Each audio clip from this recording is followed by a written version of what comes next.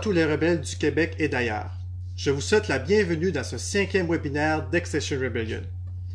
Maintenant que nous avons revisité nos 4 demandes par rapport à la présente situation, nous allons maintenant nous attaquer à des sujets plus spécifiques que nous trouvons très pertinents à l'heure actuelle et qui peuvent, bien entendu, englober indirectement nos demandes. Donc aujourd'hui, j'aimerais vous parler de l'État en temps de crise. Pour ceux qui sont nouveaux à nos webinaires, je vais commencer à introduire ce sujet et tout le long, vous pouvez me poser des questions.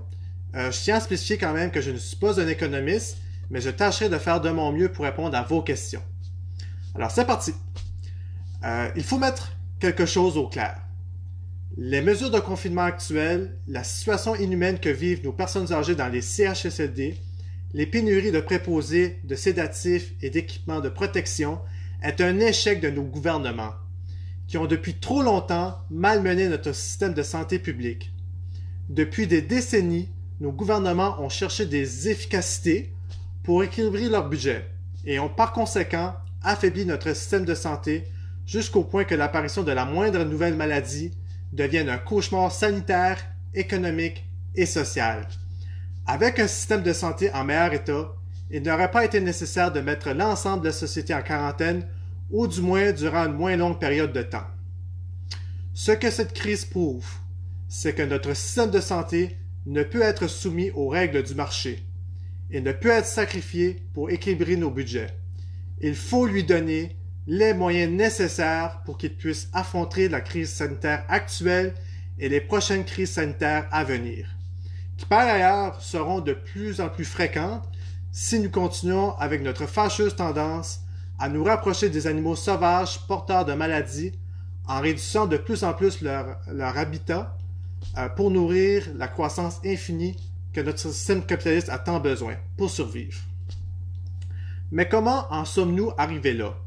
Comment le pays le moins endetté du G7 a-t-il pu autant affaiblir son système de santé? Pour vous mettre l'endettement de notre État en perspective, le Canada est seulement endetté de 34,7% par rapport à son PIB, c'est-à-dire notre dette par rapport à notre production annuelle, tandis qu'un pays comme la France est maintenant à 100,4% de son PIB. À cette question, la réponse est simple. Le fardeau de la dette a été transféré aux provinces. Dans les années 70, le gouvernement fédéral couvrait environ 35% des dépenses liées à la santé. Maintenant, nous sommes tombés à 23%. Ce qui veut dire que les provinces assument une plus grande partie des dépenses et par conséquent, ce sont eux qui doivent assumer les mesures d'austérité, tandis que le gouvernement fédéral continue d'être peu endetté. Avec la crise du COVID-19, qui entraîne une chute drastique des revenus et des dépenses faramineuses, il faut s'attendre à de grandes mesures d'austérité dans les prochains budgets des provinces, puisqu'ils voudront nous faire rembourser cette dette. Doit-on se laisser faire? C'est depuis ma naissance qu'on me dit qu'on doit se serrer la ceinture, couper dans le gras, qu'on n'a pas assez d'argent pour ceci et pour cela. Et là, on va nous dire qu'on devra se priver de toute notre vie pour payer cette foutue dette. Et qu'il n'y aura certainement pas assez d'argent pour payer la transition écologique et pour reconstruire notre filet social. Ce n'est pas possible. Nous devons à tout prix offrir d'autres solutions que ce futur rempli de souffrance qu'ils veulent nous imposer. C'est pourquoi, aujourd'hui, j'aimerais qu'on prenne le temps de décortiquer ensemble les différentes façons de s'attaquer et surtout de réfléchir à d'autres méthodes qui sont discutées actuellement en Europe par rapport à la dette. Premièrement, il y a évidemment l'austérité qui est la méthode dont nous venons de discuter, mais justement, parlons-en de l'austérité. Demandons-nous, est-ce qu'elle fonctionne vraiment? Nous avons jusqu'à poser la question à la Grèce, en fait, qui a été obligée de subir les plus grandes mesures d'austérité de l'histoire. Donc, petite mise en contexte pour ceux qui ne sont pas au courant de ce qui s'est passé là-bas. À la fin des années 2000, la Grèce coulait sous les dettes et risquait d'être en défaut de paiement. Pour éviter que l'euro devienne instable, l'Union européenne a fait un prêt colossal de près de 320 milliards d'euros dans le but que la Grèce puisse continuer à faire ses paiements. Ce généreux prêt, entre parenthèses, n'était évidemment pas destiné à soutenir les services publics, mais plutôt pour payer les créditeurs irresponsables qui ont placé la Grèce dans une situation insoutenable. En échange de ce prêt, l'UE a demandé des mesures d'austérité sévères dans ce pays. Entre 2008 et 2018, les retraites ont baissé de 45%, les salaires de 35%. Autre exemple, l'indemnité chômage minimum a été revue à la baisse de 360 par mois à seulement 445 pour la retraite. Le chômage a augmenté de 25%, allant jusqu'à 50% chez les jeunes. Par conséquent, de nombreux Grecs ont décidé de partir. On estime qu'entre 300 000 et 500 000 Grecs ont quitté le pays, qui compte environ 10 millions d'habitants. Le nombre d'enfants par femme est également passé de 1,8 à 1,3 et de nombreuses sociétés d'État ont été privatisées, comme les compagnies de transport ferroviaire, maritime et aérien, et aussi la société d'État qui s'occupait de la distribution et de la production de l'énergie. Aujourd'hui, malgré la destruction quasi complète de l'État grec, l'économie est toujours précaire. L'endettement n'a pratiquement pas diminué. Force est de constater que l'imposition de mesures d'austérité sur la Grèce n'a pas fonctionné. Même le Fonds international le reconnaît. Il faut penser à d'autres solutions. Mais maintenant, retournons au Québec avant de trouver de ce genre de solution-là. Donc, il faut se dire que, premièrement, l'austérité a frappé fort au Québec dans le domaine de la santé et des services sociaux. Les compressions ont réduit la croissance annuelle moyenne des services à la population de 63%. En effet, lorsque cette croissance était de l'ordre de 6% entre 2003 et 2010, elle a chuté de 2% depuis 2011. C'est 63% de moins par rapport à la période précédente, ce qui correspond à priver le système socio-sanitaire de près de 900 millions de dollars par année, puisque l'inflation et le vieillissement de la population augmentent inévitablement les coûts à un rythme plus élevé que cette mince augmentation annuelle. Évidemment, cette crise est mondiale. Et lorsqu'on se compare, on se console, mais on observe qu'on est tous dans le même bateau. C'est exactement le cas. Nous sommes tous dans le même bateau du néolibéralisme qui affaiblit l'ensemble des systèmes de santé dans le monde. Par contre, il y a certains pays qui s'en sortent le mieux, et ce sont justement les pays qui ont choisi de ne pas couper dans les hôpitaux. Au final, ce que nous devons réaliser, c'est que les mesures d'austérité qui permettent certes d'équilibrer nos budgets à court terme, finissent toujours par nous coûter plus cher à long terme parce qu'ils créent d'autres problèmes. Il est donc impossible de rembourser une dette de cette façon. Et c'est exactement la même chose avec les changements climatiques. Plus nous attendons avant de mettre les investissements nécessaires, plus les conséquences des changements climatiques seront graves et seront coûteuses à long terme. Il y a donc un minimum qu'on doit dépenser pour éviter que d'autres problèmes apparaissent et d'autres problèmes plus coûteux apparaissent.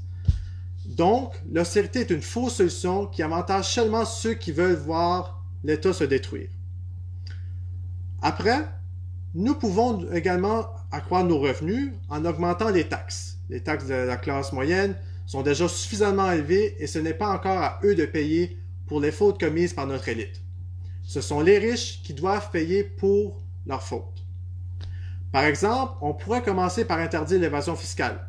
Un bon début qui pourrait nous rapporter environ 26 milliards de dollars par année.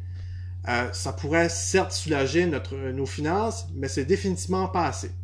Comme nous pouvons le voir, il est impossible de rembourser une dette. Et il faut être clair, aucun État ne remboursera sa dette. C'est impossible. Alors c'est pourquoi j'aimerais qu'on discute ensemble de d'autres idées qui sont présentement discutées en Europe et qui mériteraient, selon moi, que l'on se penche davantage sur ces solutions ici.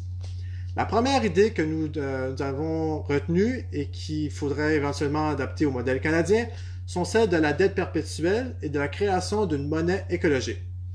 Afin, évidemment, de nous débarrasser du problème de la dette et pour enfin se permettre de faire la transition écologique et de reconstruire notre filet social.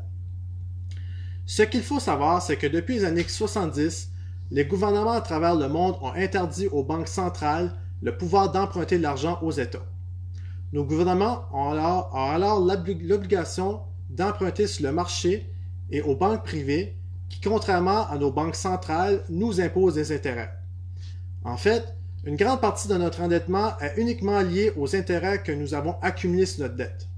Au final, ce ne sont donc pas les dépenses dans nos services publics qui ont créé cette dette, mais bien les intérêts que nous imposent nos banques privées. En définitive, cela fait depuis 50 ans qu'ils ont programmé la destruction de l'État au profit du monde financier toujours de plus en plus vorace. Il est possible d'inverser cette tendance en demandant à notre banque centrale de racheter une partie de nos titres de dette. Donc, sur un titre de dette, il est écrit « Le Canada doit nous rembourser tant à telle date ». Et sur ce bout de papier, on efface la date. Elle devient donc perpétuelle. Et on en profite pour également effacer les taux d'intérêt. Puisqu'avec l'inflation, la valeur du titre de dette acquis dans le passé diminue avec le temps et que nous n'avons pas d'échéancier, cette dette finira par fondre d'elle-même.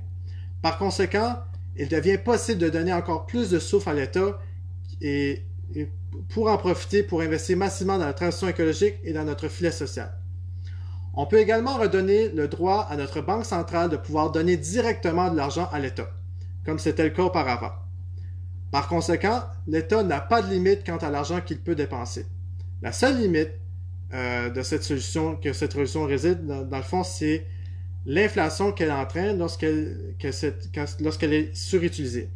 Mais on peut éviter l'hyperinflation, qui elle est dangereuse, en exigeant que cet argent soit uniquement mis dans l'économie réelle, non dans les bulles spéculatives. Ainsi, on pourra éviter que les gens vulnérables soient affectés par cette méthode, surtout qu'on pourra en profiter pour justement utiliser ce nouvel argent pour les aider. Comme vous voyez, il existe d'autres moyens et même de vrais moyens de s'occuper de la question de la dette. Lorsqu'on sort de la boîte dans laquelle on nous a enfermés depuis toujours, il est possible de faire autrement. Donc voilà ce qui conclut mon introduction. J'espère que vous n'avez pas été perdu dans mes explications. Je sais que c'est un peu complexe là, comme explication. Donc voilà, merci beaucoup.